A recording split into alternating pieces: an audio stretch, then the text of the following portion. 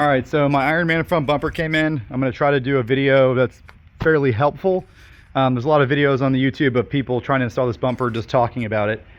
It's kind of tricky because like most mods you do in a GX460 that are actually designed for a Prado, you gotta do some stuff to make it adapt.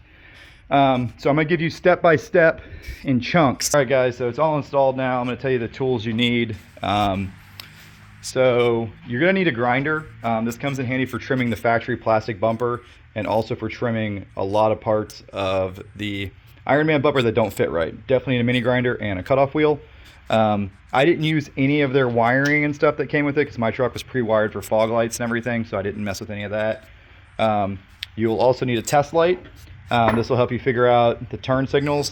On my truck, the yellow and green were the hot, and the white with the black stripe was the ground for the turn signals. So I wired that into these guys. There's good instructions that show you the wiring diagram on this, but yellow wire is the blinker and white is the ground. So that was pretty easy. You'll also need a good box cutter. You end up doing a lot of trimming on all these little inner wheel liners and stuff like that. You'll need a drill bit to drill out. I can't even show you anymore because this plate's on, but you have to drill out some big holes in the bracket, so you'll need a good set of drill bits and a good drill. And definitely need 2 people or a forklift or a tractor with forks on it to mount it. It ends up coming on and off a bunch of times to get these cuts made right here remotely correct. I let my bumper tuck down in front of it, so you can see there's a couple inches down here, and that's the same way all the way across the front, just the sides the bumper tucks underneath. So that's how I decided to do it. You could try to match it all the way across, but that seemed like way too much work. So I just have my bumper slid up against the grill right there. We'll see how that works out. But that's pretty much it. It's not a bunch of tools, it's just a lot of labor, taking on and off, trimming, seeing where it rubs, trimming, adjusting, trimming, adjusting. Make sure that you tighten down the fasteners on these lights. My lights were just sitting in there, not even hand tight, so I tightened those up. Those lights don't seem to be adjustable, by the way, which I'm pretty disappointed with. First thing to do is remove the piece of plastic that sits here. That's this thing. It comes off extremely easy. Has a bunch of these little push pins. You just push the top of them in, take them out. You remove that. Off all these screws back here. Boom, boom, boom, boom, and the wheel well, and you get all the ones from the bottom. These are all 10mm bolts. Do that on both sides. Then you get over to this side, and now that you've pulled all those screws out, you can reach up inside the wheel liner. There's a couple connectors to undo. There's your fog light connector here, but most importantly, there's this big cam buckle connector up here. That does most of the wiring in the bumper, like your sensors and stuff. So you gotta press a little release, fold the white lever up, and undo that. There's also a connector on this side for this fog light. Get to it the same way. Once you pull those bolts, reach down here and snap the fender liner out. It's kind of snapped into these little plastic nut things, but it's not too hard. You can also see where my bumper's been damaged by off-roading. Be real careful. You got AC lines running around up here. You don't want to puncture any of those guys. So this is a nice chance to look at your nice big condenser, see how much mud you got in it. Pretty good so far. Pretty good mud protection. A quick note about this bumper. I've never purchased anything packaged so thoroughly. I've already taken off a few layers of packaging, and I'm still not even onto the bumper yet. I mean, it's wrapped in cardboard, foam, a different kind of foam, bubble wrap, more cardboard. I mean, it's just insane. So if they build bumpers anywhere near as well as they package them, I'm gonna be very happy with this thing. All right, so I've removed the factory bumper piece, which is a big piece of aluminum that goes from here to here. Basically, there's 4 bolts on each side. I was able to get them with an impact with a swivel 14mm. I broke them loose with a wrench first. And then you remove 2 10mm bolts right there, and the whole sucker will come off as a unit. And this is what I mean by the whole sucker, this thing right here. It looks really big and heavy, but it's actually pretty light. It's extruded aluminum, and this piece is plastic.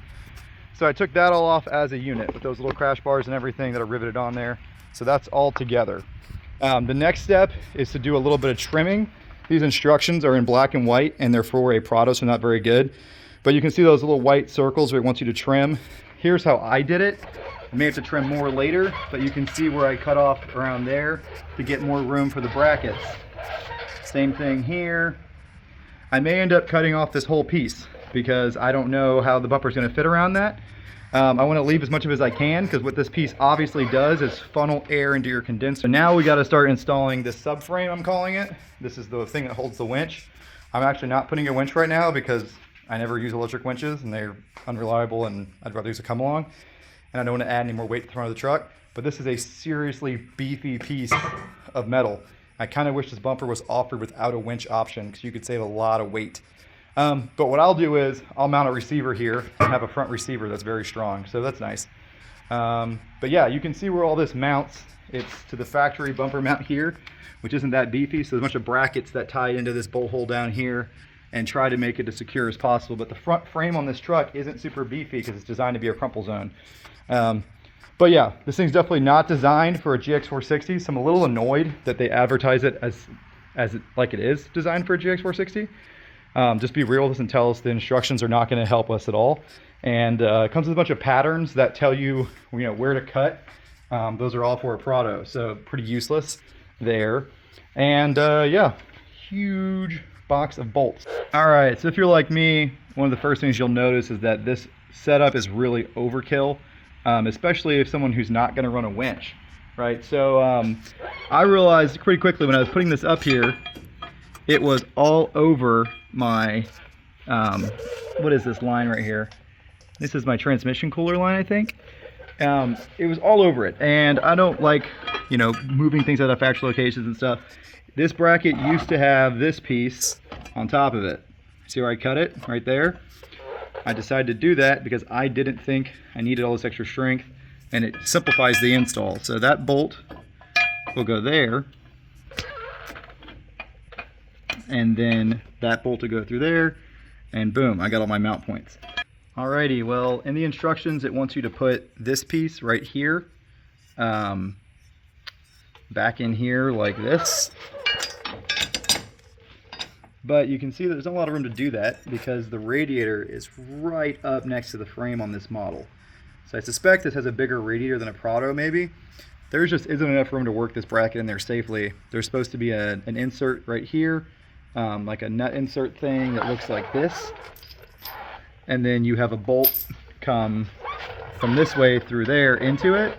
I really don't like it. I feel like if the radiator shifts at all, something tweaks, you're going to rub a hole in the side of your radiator. Again, this kit is not specific for this truck. I'm going to probably do is just have the 5 bolts, the 4 on this side and the 1 on this side, and then I'm probably going to attack weld here and attack weld here. I think that's going to be plenty strong enough, especially with this corner brace over here. And I'm probably not going to mess with putting anything in between my radiator and my frame because that just seems like a very bad idea. All right, so same thing on this side. There was no space up top to add that second mount without really messing with this line's routing. So I just simply cut the top of it off, so we only have that bottom leg right there. And then we have that bolt in it and that bolt up there. And just like on the other side, there's not enough room in between the radiator and the frame for me to mess with adding a bracket there. It's just not worth the risk. I'd rather bend the bumper or bend the frame a little bit than have my radiator start leaking randomly on the trail. So we're leaving off these 2 inner brackets, and we cut the top off of those. So that significantly reduces the strength of this stuff. But, whatever. This thing's insanely beefy and rigid and ties both sides together. This is how they want you to do it. All these bolts, and then all those bolts, and then all those bolts. Alrighty, so I just hung the bumper up there the first time to get an idea of how the plastics are going to fit and stuff. I don't think I'm going to have to trim these guys, so I can leave those, which is great for funneling air into my condenser and radiator. And there's plenty of room for this whole bracket up here, which is good because the grill can mount there securely and won't have issues with the grill flapping around and stuff like that. The grill kind of mounts into these holes.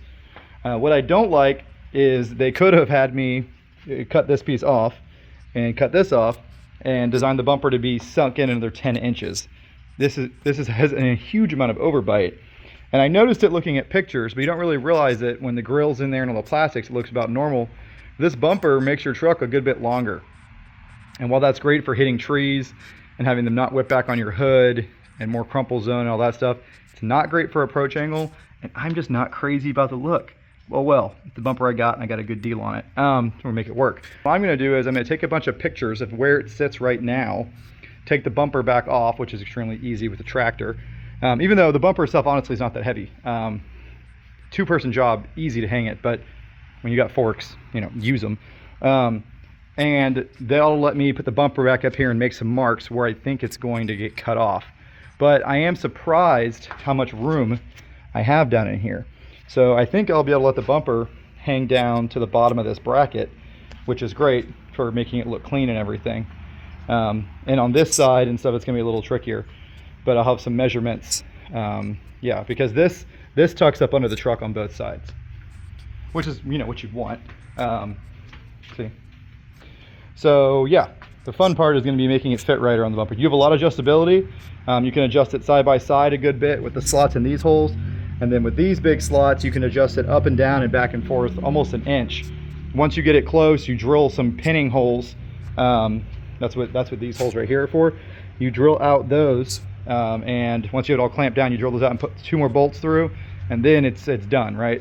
The way I've done it on previous builds is I just tack weld it in place. So I'm not sure if I'll use their bolt method or my tack weld method yet, but we'll figure that out.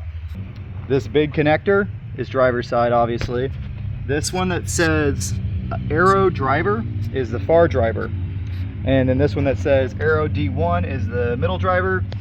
Aero P1 is the middle passenger, and Aero is the far passenger. And I think I can remember how the tank goes on there, because this T is on the passenger side. So now it's time to start cutting. What I'm gonna do is I remove the whole grill. So that's this piece and the smaller honeycomb piece. They come off as one unit. Then I remove that piece off, just put little plastic snips, that came off. To remove the whole grill together, you just have to take out a bunch of these silver screws. That's what holds this grill into the bumper. You can see all the screws right there. And then you pull off those plastic clips right there and it comes off. Now the reason I'm starting with this grill is because it's smaller and easier to work with. So now I got this grill fitting inside the bumper. Other than removing the bottom piece, I did have to do some trimming. You can see where I cut a notch out right there. That used to be more rectangular. That notch goes down and fits over those 2 brackets that hold the bumper. So now the grill fits in there. So now I can put the grill back on the bumper, do the same kind of trimming, and I know that the bumper will then fit around there. So I'm almost using the grill as a template. Before I do that, I'm going to get the bumper smaller and easier to work with. So I'm going to cut most of it off very unprecisely, and then I'll do my final cuts later. So I'm going to cut straight through here, right on top of the fog light assemblies, down to here, leave all that for strength, and then cut back here all the way around. I know I'm gonna have to cut off more than that, but I want to leave as much of the bumper as possible so it's not super flimsy, and I'd like to keep all the wire and hose routing, and I want to keep my little squirters working. So this is going to allow me to do that. Also, you can see that I've gone through and unclipped all of the parking sensors. It's really easy. You just squeeze and pair a little flat blade screwdriver there and they pop out. Just take your time with them. They're designed well, they do come out easy, don't fight it. I didn't use the mini grinder at all. Instead, I just used an X-Acto knife, or a box cutter rather, and I heated the plastic a little bit before I cut it in the thicker spots. It's really thin in the center and this goes through it like butter, but out here it gets a little thicker. So you heat the non-painted side and this will cut right through it like butter. Took my modified grill, bolted it to the top half of my bumper, used it as a template because I already cut the grill to fit right. So then I cut the bumper to match. Basically cut out 2 chunks that look like that, and now it'll fit down in there over the frame.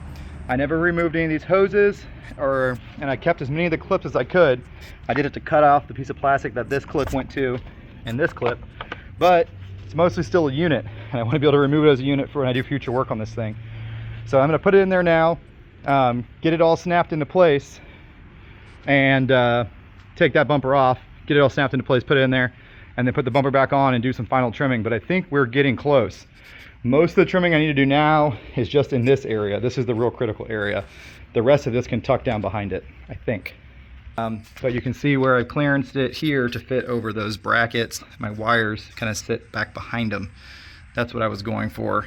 And the bottom of the grill, didn't have to trim anything there. If you had a winch, you'd want some more space probably, but I'm not worried about that, as previously discussed. So let's see if we can get the bumper on. I know I'm gonna have to do a good bit of trimming in these corners. I left a lot of material there because I want to have the ability to trim it as I'm trimming the bumper, adjusting the bumper, if that makes sense. So a couple of things I found out. This is the proper way to hook your strap. Hook the strap, go behind the bar down to there. That'll make the bumper hang totally flat based on its center of gravity. Let me show you what I'm talking about here. So you can see how the bumper is really squeezing in the plastics there. See the plastic's like really pushed in. It's starting to separate up here. That's the problem. So I'm trying to get it close enough to where I can make some marks, but I'm worried I'm going to screw up the mounting up there if I could push it any farther. This side's about the same way. Yeah, you see how it's starting to stress up here? This is starting to dig in. It's very tight. And my mounting holes are still, you know, I don't know, 6 inches at least from going on there. The bumper also needs to come up, and coming up is going to make all this even tighter. All right, here's the final cuts. This was an insane number of iterations, as you can see by the number of pieces on the ground. So I'll talk about the bumper outskin first. So 2.5 inches from the edge to there. And then if you go right at this crease, you follow this crease down, we're at 3.25 inches to there. And then right from the bottom of the headlight down, that's where you turn to go straight for this bend right here. If the directions would have had a cutout, man, it would have saved some time. And then you just carry this forward until you're about 3 inches from your squirter. If you don't have a squirter, let's see how far from here. 15 inches from the fender. So I'll show you the other side too, just in case it's a little off. This took, no joke, 15 times back and forth. Would have been impossible without my tractor. So 2.5 inches there, 3 inches there. Then right under this corner of the headlight, 5.5 inches down, make your turn. And then same thing, let's see how far this is from here to here. I'm mostly making this from 15 inches. So they came out pretty similar, even though I was measuring them independent based off the bumper. So that's good, that means we're pretty square. I also used a level for this piece right here when I made this line, because this part of the bumper should be level, in my opinion. Also, after you do all that, you've got to go through in here and cut this plastic white piece thing, and you've also got to cut this black plastic thing up here. Once you get all that cut, then, just then, you're gonna need to trim that, maybe a little bit more right there, your bumper will fit in there. It is an insane amount of work and finagling to get this to look halfway decent. Of course, I'm going to put some trim molding on this to make it look prettier. It'll hide that little nick I did there, hopefully. Same thing on this side. You got to cut this black piece of plastic up in here and this white thing too. All right, now I'm going to hang it up and torque it down and get it all aligned. Didn't have to leave this big piece here, but I did because it tucks into the bumper nicely. And the bumper actually gets pretty close to here and here, so you'll see that once it's all. I got it all wired up, so these plug directly into the factory fog light wires. Very easy. I just took the connector off the factory fog lights, soldered it onto there. Done deal. This turn signal is working great. So the yellow is your turn signal, the white is your ground, and that's just wired into the factory turn signal. I had to cut this harness, but I didn't feel too bad doing that because, you know, this harness comes off anyways. Parking sensors are all in there. Wires are routed out of the way for the most part. Same thing over here. But this turn signal is giving me some issues. I've got a bad light, so I'm still playing with that. Also, I don't really like how these parking sensors stick out so much. These really stick out, so that's kind of scary. I feel like they might get harmed. Oh well, what can you do? This one looks okay, but it does stick out a little bit. But yeah, everything's kind of a pain in the ass, these generic parking sensor things. They stick onto the bumper and they pinch the sensor. They worked okay over here, but for these guys I actually had to cut the tabs off my sensors. So it's a bunch of universal stuff. They give you different styles. Neither one of the styles they give you fits good in the center. But I'm going to plug this back in and put a light on it, test light, and see what's going on there. See if my blinker isn't working. But we're getting close. The bumpers come on and off at least 1,000 times. Again, thank God for the Kubota. Makes it easy to hang like that and do all your wiring. So I got the bumper on last night, but the pain continues. To fit this skid plate, you have to open up these holes a little bit and then cut these notches out here and then repaint it. Obviously, you just tore up your nice powder coat. And the reason for that is because the crash bars on the GX460, those bent things right there, hit it. So that's pretty annoying. You also have to come take your factory skid plate, or depending what skid plate you have, your aftermarket one, and you have to cut this whole front lip off of it, because that new skid plate, the bumper filler, comes in this way. So yeah, you got to cut all that off flush with this mount surface here, and now this will sit on top of those holes you just drilled out there. It's about the only way I can figure out. All right, so you have to cut the absolute shit out of your factory skid plate to cut those corners off and that whole front lip off. You can see the 2 corner pieces I cut, and then there's the front lip. Once you cut all that off, this will lay pretty flat against it. These holes will have pretty flat. So that's stupid. Another thing I just realized about this bumper that I think is really stupid is they didn't put you any good toe points. There should be a nice toe point welded right here and right there, a recovery point, that are easy to get to, because now with this bumper, your factory ones are way up underneath there. In most offer situations, you're not gonna be able to get to them. Also, once you put that skid plate on, they're hard to get to with the brackets around them and stuff. All right, so the bumper is done for now. I got the skid plate on there, which took some cutting. And then I got these side fillers in here, which took some cutting to fit around my ATF line. But nothing's rubbing and it's all safe and stuff, so that's good. This bolt hole barely lined up. See the big gap we have here? So I don't know what the heck's going on with how this stuff fits. I suspect that if you put this on a Prado, the bumper actually sits a little farther back and up, which helps the alignment with everything. But on this truck, there's no way you could possibly install these. There's like a 1-inch gap between the side and the bracket. So that's supposed to go down from this big bracket in here across this way, up inside here, but there's no way to do it. So those aren't on there, which is fine. If I take the bumper off, that's just another thing to fight with, so good. This side has this nice step down here to protect your washer sprayer pump mechanism back there. I also had to clearance it for that hose, as you can see. Those ATF cooler lines get in the way all over the place, but these fillers are really nice.